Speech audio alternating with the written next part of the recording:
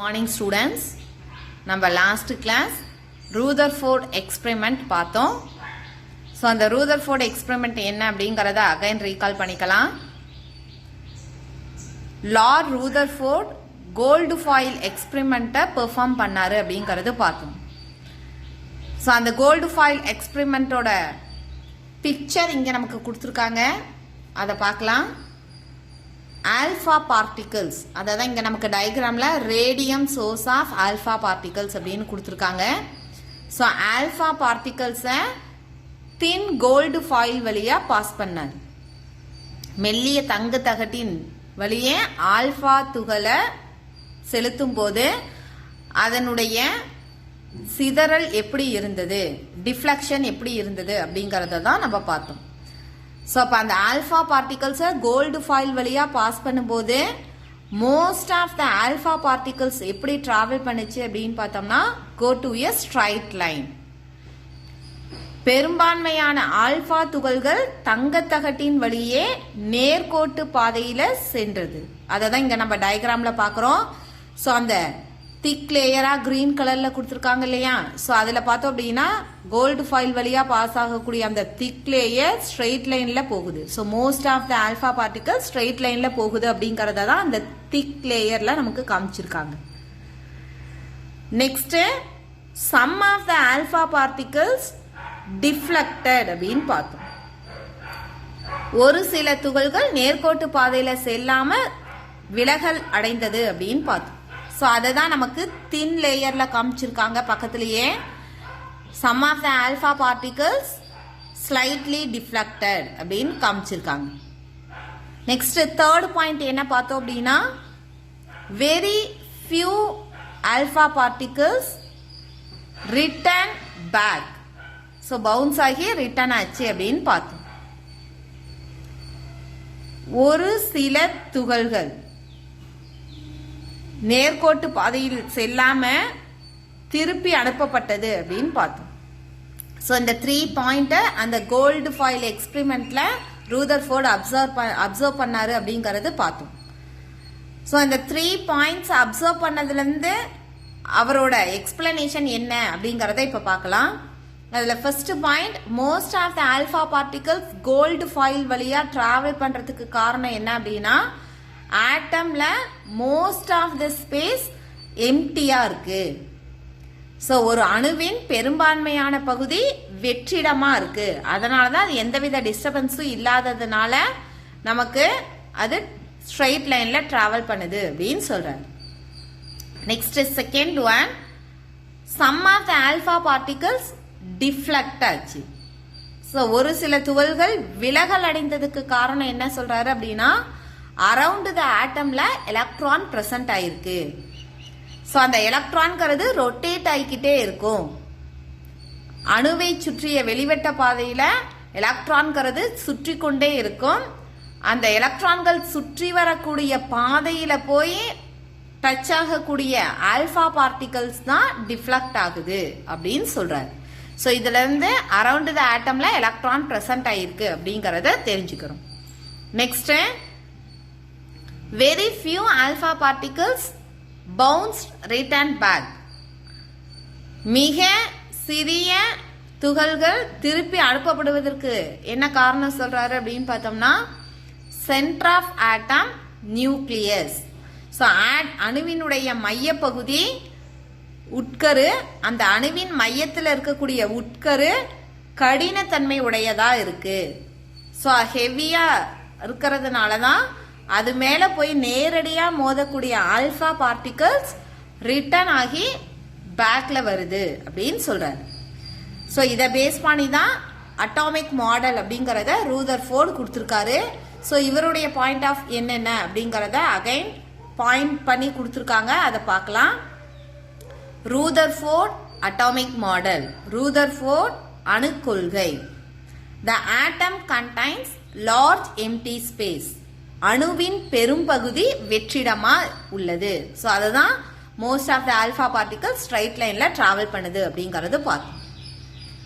There is a positively charged mass at the center of the atom known as nucleus.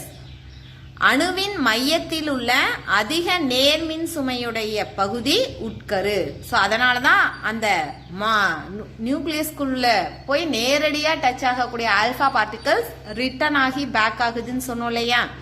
So அப்போ centre of atom nucleus.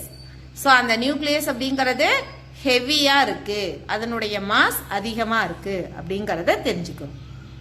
Third one, the size of the nucleus of an atom is very small compared to the size of the atom. அணுவின் அளவை ஒப்பிடும்போது உட்கருவின் அளவு மிக சிறியதாக உள்ளது. So அதை கீழே கொடுத்துருக்க அந்த டயக்ராம்ல பார்க்கலாம்.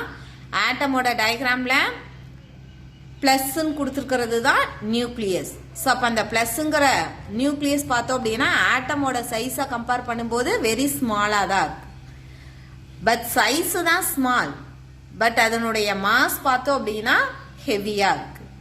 ஸோ அப்போ ஒன் ஆட்டமோட மாஸை எதை வச்சு கால்குலேட் பண்ணுவோம் அப்படின்னு பார்த்தோம்னா சென்டர் ஆஃப் ஆட்டம் நியூக்ளியஸை வச்சு தான் அந்த ஆட்டமுடைய மாஸ் எவ்வளோ அப்படிங்கிறத நம்ம கால்குலேட் பண்ணுவோம்.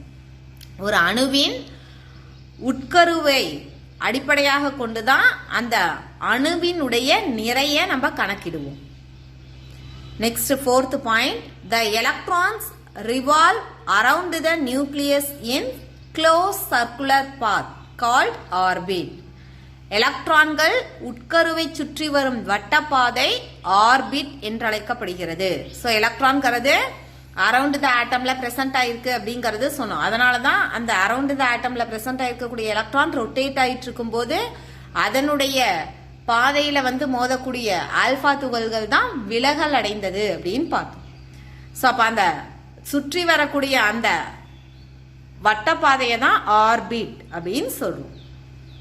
Next fifth point, an atom as a whole is electrically neutral. ஒட்டுமொத்தமாக ஒரு அணு நடுநிலை வாய்ந்தது. ஏன் அப்படின்னா number of proton and electron in an atoms are equal.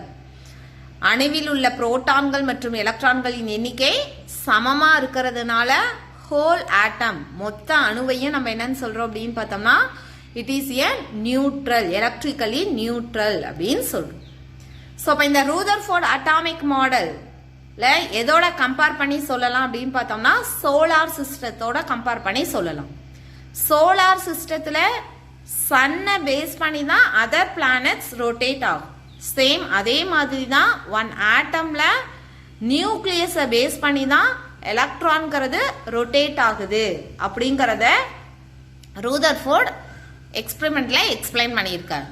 So அப்போ ரூதர்ஃபோர்ட் எக்ஸ்பெரிமெண்ட்டுக்கு எக்ஸாம்பிளாக எதை சொல்லலாம் அப்படின்னா சோலார் சிஸ்டத்தை சொல்லலாம். பட் இவருடைய எக்ஸ்பெரிமெண்ட்லேயும் சம் லிமிடேஷன்ஸ் இருந்திருக்கு. அது என்ன அப்படின்னு பார்த்தோம்னா ஸோ எலக்ட்ரான்கிறது ரிவால்வ் அரவுண்ட் த நியூக்ளியஸ் அப்படின்னு சொல்லிட்டார். ஸோ நியூக்ளியஸை சுற்றி எலக்ட்ரான்கிறது சுற்றி கொண்டே இருக்கு அப்படின்னு சொல்லிட்டார். அக்கார்டிங் டு எலக்ட்ரோமேக்னட் தியரி, மின்காந்த கொள்கையின்படி எலக்ட்ரான்கிறது ரொட்டேட் ஆகிக்கிட்டே இருந்தது அப்படின்னா எனர்ஜிங்கிறது லாஸ் ஆகும். ஸோ அப்போ எனர்ஜி லாஸ் ஆச்சு அப்படின்னா எலக்ட்ரான் ரொட்டேட் ஆகக்கூடிய எனர்ஜி லாஸ் ஆகும்போது அதனுடைய பாத் சர்க்குலர் பாத்தும் என்னவாகும் அப்படின்னு பார்த்தோம்னா ரெடியூஸ் ஆகும். அதாவது ஆர்பிட்னு சொன்னோம் இல்லையா. ஸோ அப்போ அந்த ஆர்பிட்டுடைய அளவு என்னவாகும் அப்படின்னா சுருங்க ஆரம்பிக்கும். ஸோ ஆர்பிட் சுருங்க ஆரம்பிச்சது அப்படின்னா அந்த எலக்ட்ரான்கிறது நியூக்ளியஸ்குள்ள விழ ஆரம்பிக்கும். அதாவது நியூக்ளியஸ்க்கு பக்கமா வந்துடும். ஸோ அப்போ நியூக்ளியஸ்குள்ள விழுந்துடுச்சு அப்படின்னா ஆட்டம்ங்கிறது அன்ஸ்டேபிளா மாறிடும், நிலைப்புத்தன்மையை இழக்க நேரிடும். பட் ஆட்டம்ங்கிறது ஸ்டேபிள் அப்படின்னு எக்ஸ்பிளைன் பண்ணியாச்சு. ஸோ ஆட்டம்ங்கிறது ஸ்டேபிள். பட் எலக்ட்ரான் ரொட்டேட் ஆகிக்கிட்டே இருக்கும்போது எலக்ட்ரானோட எனர்ஜி லாஸ் ஆச்சு அப்படின்னா அந்த எலக்ட்ரான்கிறது நியூக்ளியஸ்குள்ள விழ வேண்டிய ஒரு சுச்சுவேஷன் ஃபார்ம் ஆகும். ஸோ நியூக்ளியஸ்குள்ள விழுந்தது அப்படின்னா அது அன்ஸ்டேபிளா மாறக்கூடிய ஒரு சுச்சுவேஷன் ஃபார்ம் ஆகும். ஸோ அப்போ ஆட்டம்ங்கிறது stable, it is a clear. So ஆட்டம்ங்கிறது ஸ்டேபிளா இருக்கும்போது எலக்ட்ரான்களோட அந்த ரொட்டேஷன்ல எனர்ஜி லாஸ் ஆகுமா கெயின் ஆகுமா அப்படிங்கறத பத்தி கிளியர் எக்ஸ்பிளனேஷனை சொல்லல. ஸோ அதாவது ஸ்டெபிலிட்டி ஆஃப் ஆட்டம் என்ன அப்படிங்கறத கிளியரா எக்ஸ்பிளைன் பண்ணாததுனால ரூதர்ஃபோர்ட் எக்ஸ்பெரிமெண்ட் என்னவாயிடுச்சு அப்படின்னு பார்த்தோம்னா ஃபெயிலியர் ஆச்சு. ஸோ இப்போ இன்னைக்கு கிளாஸ்ல ரூதர்ஃபோர்ட் எக்ஸ்பெரிமெண்ட் என்ன, அந்த ரூதர்ஃபோர்ட் எக்ஸ்பெரிமெண்ட்டை பேஸ் பண்ணி அட்டாமிக் மாடல் என்ன அண்ட் லிமிடேஷன்ஸ் என்ன அப்படிங்கிறது பார்த்துருக்கோம். Okay, thank you.